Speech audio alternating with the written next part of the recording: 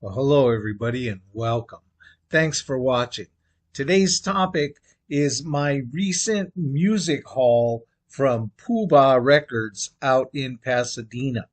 I haven't been record shopping in a while, and yesterday lent me the time and the moolah to make a record run, and I'm glad I did because it was a very satisfying haul. I picked up about, I think 11 albums, half and half, more or less rock and old school soul.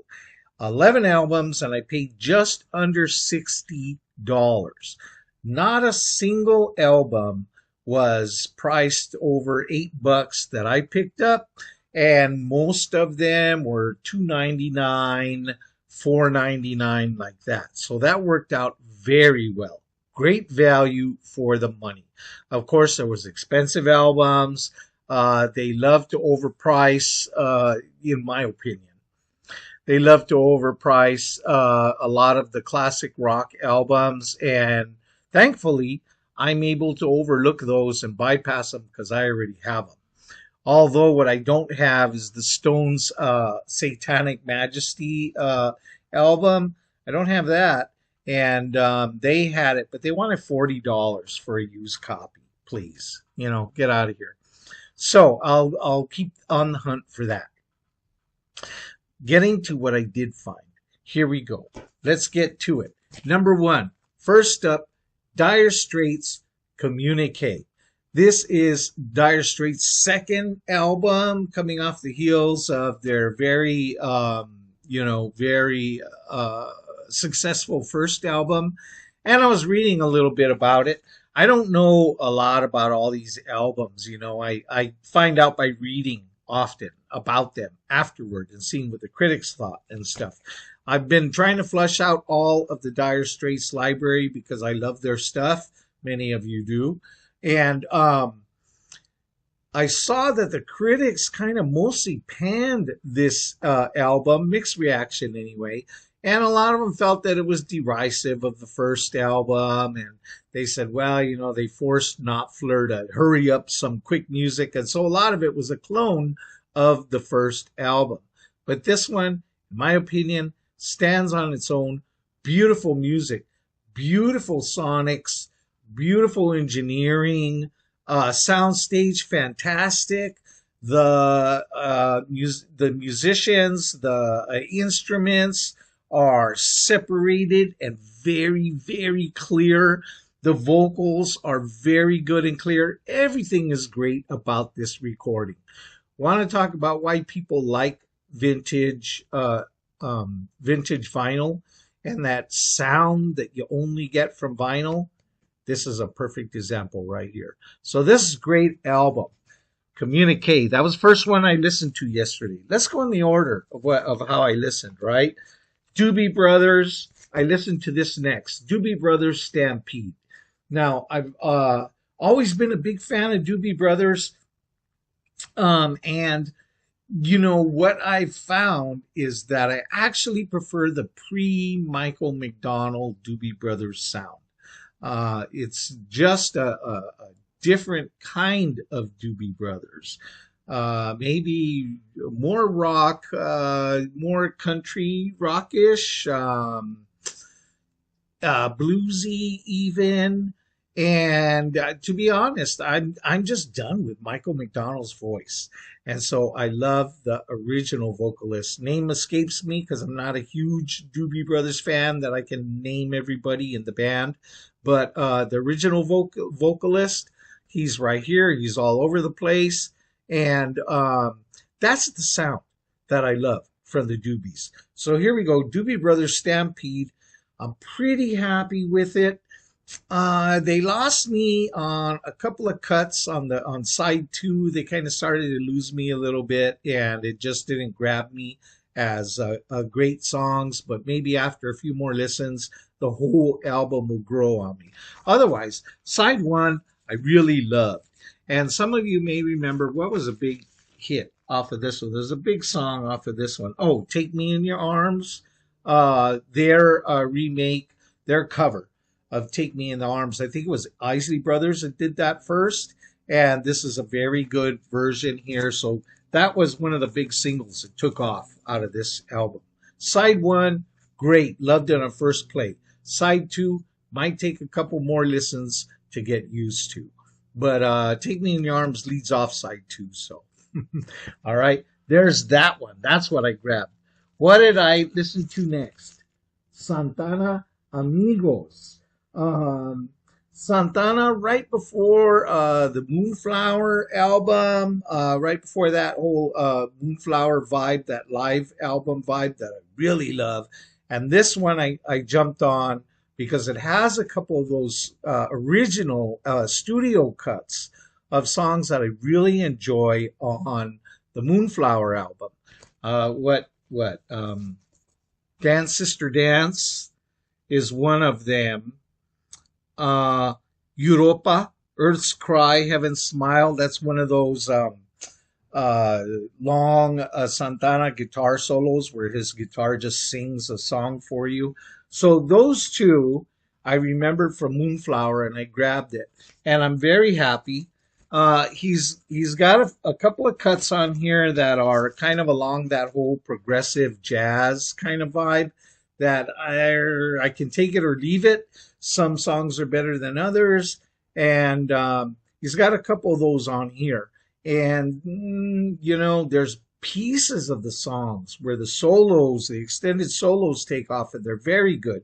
But overall, I'm not a big fan of those. For me, Santana, working with his Latino roots and pulling up all of that Latino kind of percussion and the congas and all of that stuff happening in the background, all that heavy percussion, that's what I love. And I had enough of that on this album. So I'm very happy with it. Great album, great pickup. Next, what did I get? How big was this album back in the day? Cheap Trick, live at Budokan. This thing was huge. Those of you who grew up in FM stereo, what did they call it? Album-oriented rock. Those of you who grew up listening to album-oriented rock out here in LA, it was KLOS, KMET. Those are the big ones. KNAC to some extent. And we grew up listening to I Want You to Want Me and Surrender. Those are big cuts off of this album. But I never owned it, So I saw it. Price was right. I think this was like $2.99. How do you walk away from this? This is iconic, classic rock, classic album. And it's a really good album. I was particularly blown away by the last song on side one. What is it? Need Your Love. Extended like 9.5 minutes or 9 minutes and 45 seconds. Guitar jams, going back and forth with the guitars and the drums. Just such a wonderful extended jam. I really love that cut. Final cut on side one. That was great. And then side two gives us those record hits. And you kind of feel like the album's done really quickly, almost too fast. Sounded like a fun concert. It's very good music. The sound reproduction is really good. So I'm happy with this live at Budokan. And just as a side note, anybody notice that after this came out, like almost, they just launched a tidal wave of bands that had to have their own live at Budokan release. So a whole bunch of live at Budokan albums followed this. So they really set a trend with that one. Finally, for the rock albums that I pick up, I might get some pushback argument on rock. This isn't rock and roll. This is new wave. But it certainly doesn't go into my old school pile, old school soul pile. But it does, sure, new wave. And hey, they're rock and roll enough to me. The Romantics, In Heat. All right. I was a huge Romantics fan back in the day. And, I still love them. But I don't throw on their albums and play their albums quite as much as I used to. The sound gets a little gets a little pounding and a little repetitious for me. So I can't like just listen to the albums a lot like the old days. I don't know.